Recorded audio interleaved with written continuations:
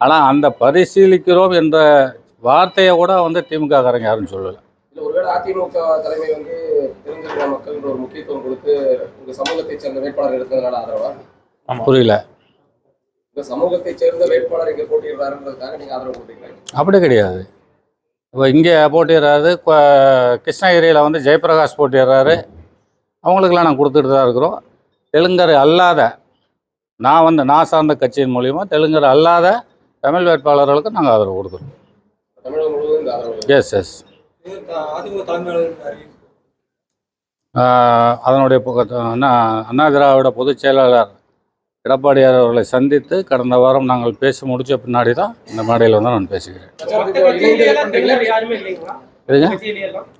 தெலுங்கர்கள் கட்சியில் இருந்து கொண்டிருக்கிறார்கள். ஆனால் அந்த தெலுங்கர்கள் வந்து கட்சிக்கு தான் செய்வாங்களே வந்து சமுதாயத்துக்கு யாரும் செய்கிற ஆட்கள் யாரும் கிடையாது.